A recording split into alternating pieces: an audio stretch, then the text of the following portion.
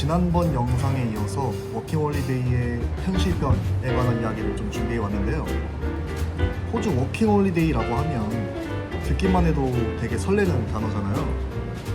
물론 모든 순간이 절망적이지는 않았고 한국에서 꿈꿔왔던 환상이 이루어진 순간들도 굉장히 많았어요. 그렇지만 오늘 영상에서는 제가 호주에서 느껴왔던 아쉬웠던 점들에 대해, 힘들었던 점들에 대해 다뤄볼까 합니다.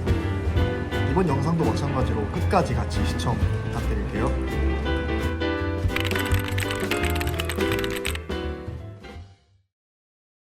사실 제가 멜버른이라는 도시를 선택한 이유는 커피를 굉장히 좋아하기 때문이에요. 멜버른이 또 세계에서 커피가 제일 유명한 도시 중에 하나이기도 하니까요. 네, 그렇다 보니까 멜버른이 특히 바리스타를 뽑을 때 굉장히 신중하더라고요.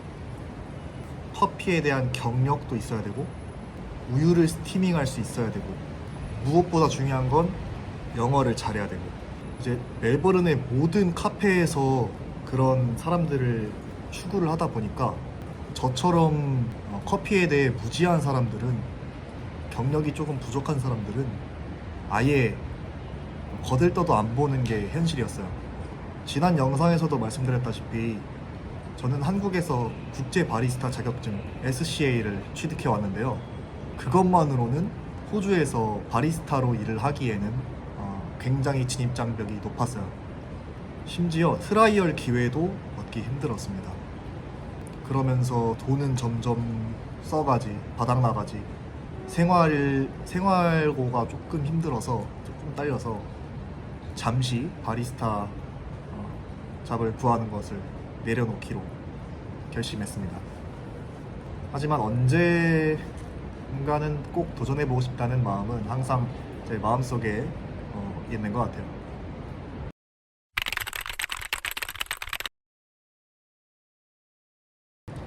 많은 사람들이 호주에 워킹홀리데이를 올 때 친구랑 같이 오는 경우도 많은데요. 저 같은 경우에는 혼자 왔습니다. 근데 그렇다 보니까 의지할 사람도 없고 모든 걸 혼자 결정해야 되고 혼자 해결해야 했습니다. 사실 이렇게 짧은 시간에 누군가에게 의지할 사람을 만든다는 게 굉장히 어려운 일이고, 어떤 일을 할 때마다 한국에 있는 제 지인들이 굉장히 그리워지더라고요. 이건 어쩔 수 없는 것 같습니다. 이 외로움. 그리고 외로움이라는 게 점점 제 멘탈을 갉아먹기 시작을 합니다. 처음 한 달까지는 그래도 집을 구하고 잡을 구하기 시작하면 내 삶이 좀 안정적이지 않을까, 안정적으로 만들어지지 않을까 라는 생각에서 버텨왔고, 2달 차까지가 조금 힘들었던 것 같아요. 아까도 말씀드렸다시피 바리스타 잡을 계속 구해봤지만 실패를 했고, 계속 이대로 가다가는 생활이 어려울 것 같다는 판단을 내려서 이대로 한국에 돌아가면 어쩌지라는 멘탈이 슬슬 붕괴되기 시작했습니다.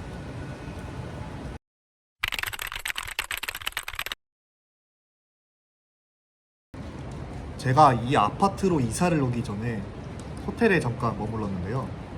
제가 오스트레일리아에 오고 나서 처음 묵었던 숙소가 바로 러셀 스트리트에 위치해 있는 스페이스 호스텔이라는 곳이었어요. 가격이 조금 나가긴 했지만 관리도 정말 잘 돼 있고 깔끔하고 사람들도 굉장히 좋은 사람들이 모여 있는 것 같았고, 그래서 굉장히 좋았거든요. 비싸다는 게 너무 단점이었어요. 그래서 그 호텔에 오래 머무를 순 없었습니다. 예약한 일정이 끝나고 나서 다음 호텔로 옮겨야 되는 상황이 왔는데, 그 대안으로 선택한 게 바로 엘리자베스 스트리트에 있는 엘리자베스 호스텔이었어요. 근데 문제가 발생했습니다. 여기가 베드버그의 소굴이었어요. 근데 제가 이 호텔에 2주 동안 머물렀거든요. 가격은 400불 조금 넘었나? 그랬던 것 같은데, 그냥 2주 동안 벌레 밥이 됐던 거예요. 피를 계속 뜯기고. 근데 정말 이상한 게 거기에 있는 사람들은 누구 하나 불평 없이 계속 살고 있더라고요. 그래서 멍청하게도 그때 당시에는 반항도 할 힘도 없었기 때문에 그냥 살았는데, 알고 보니까 이 빈대가 물린 상처는 거의 1년이 간다고 하더라고요. 그래서 지금 보시면 아시겠지만 여기 물린 자국들입니다. 이 점들이 다 물린 자국이에요. 양팔에 다 있고 다리에도 있습니다. 약간 혐오스럽죠? 물렸을 때 당시의 사진을 보면 진짜 너무 끔찍한데 보실까요?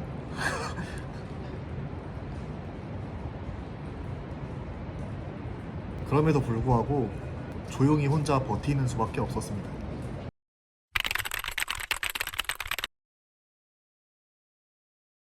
제가 이 오스트레일리아에 오기 전에 굉장히 많은 다른 브이로거들의 정보를 찾아보고 왔는데요. 다들 보면 체크카드를 금방금방 만드시더라고요.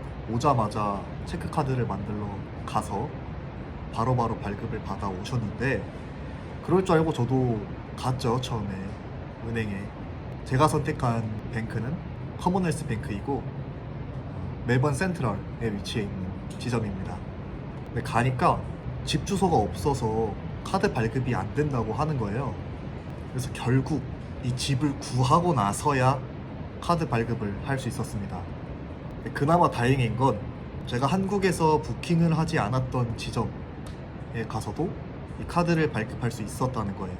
제가 이걸 카드를 발급받고 나서 알아서 조금 무리한 게 있지만, 그리고 지점마다 상황이 다 다르겠지만 이 호주의 행정 절차는 결국엔 굉장히 빡세고 느리다라는 것을 깨달았습니다.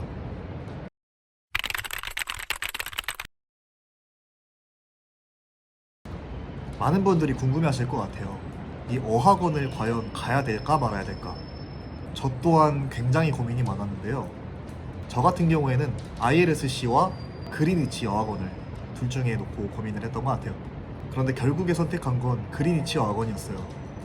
결과적으로 수업 시간에 다른 친구들과 대화할 기회도 굉장히 많았고 여기에 있으면 영어가 빨리 늘 수 있겠다라는 느낌을 정확하게 받았던 것 같아요. 가장 중요한 건 저를 담당해주던 선생님께서 오스트레일리아 국적을 가지고 계시던 주민이셨던 거예요. 우리 학원 같은 경우에는 레벨 테스트를 보면 5단계로 나뉘는데요. 저는 이 5단계 중 4단계인 인터미디에이트 단계에 배정되었습니다. 다들 저보다 일찍 왔고 이 학원에 어느 정도 적응을 한 상태이기 때문에 제가 굉장히 위축이 됐어요. 실력적으로도 그렇고 저보다 한 수 위인 느낌이 들었습니다. 이게 단점이면 단점일 수 있고 장점이면 장점일 수 있겠는데요. 저한텐 단점으로 작용했던 것 같아요. 물론 영어를 조금 늘리기에는 괜찮겠죠. 적응하면요. 근데 저는 어학원을 딱 한 달 끊고 왔습니다. 여기서 나보다 조금 더 나은 사람들과 대화를 통하면서 영어 실력을 좀 향상시키고 싶거나 아니면 다른 외국인 친구들을 만나면서 여기 호주 생활을 하는 데에 있어서 무리 없이 외롭지 않게 보내고 싶다 하시면 적어도 3달은 필요할 것 같더라고요. 짧게 워킹홀리데이를 오시는 분들께는 저는 추천을 하지만 꼭 필요한 건 아닐 수도 있겠다라는 생각이 들더라고요.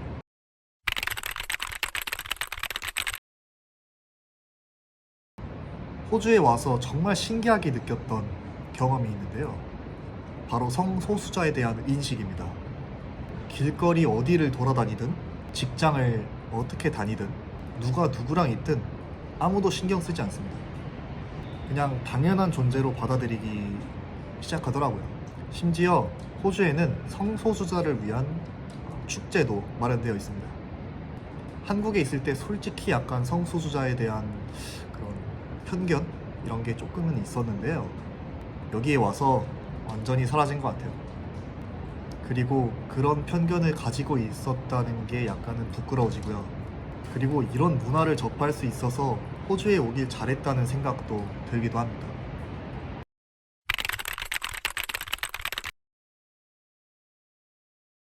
저는 일주일에 5일 그리고 하루에 4.5시간씩 매일 일을 하고 있는데요.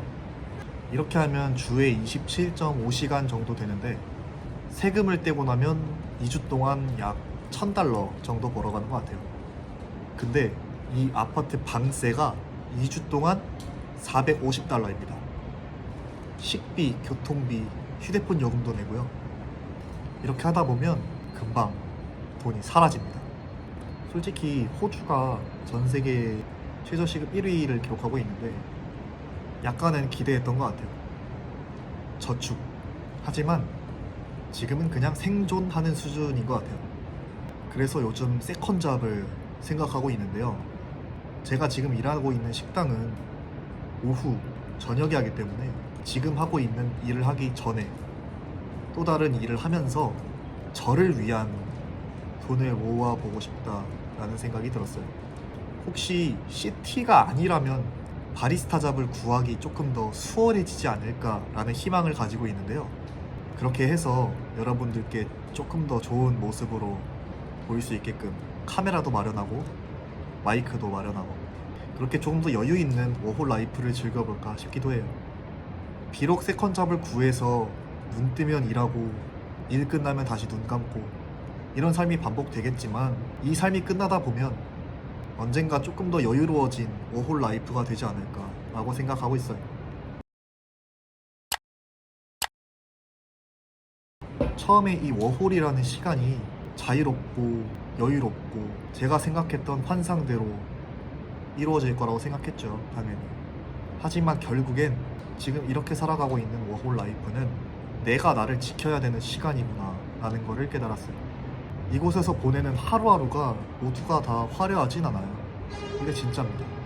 그렇지만 그럼에도 불구하고 나중에 돌아봤을 때 이런 기억 하나하나가 다 추억이 되고 이 추억들을 되돌려보면서 아, 나 그때 진짜 열심히 살았다 라고 말할 수 있을 정도가 되면 좋겠어요. 현실 세계는 이렇습니다. 결코 평탄하지만은 않아요. 그렇지만 꼭 해봐야 될 도전과 경험이라고 생각합니다. 구독은 공짜고요. 기록은 평생 간다고 했죠. 몽타주 영상은 앞으로도 계속 될 테니까 끝까지 기대해 주시면 좋겠습니다. 그럼 바이.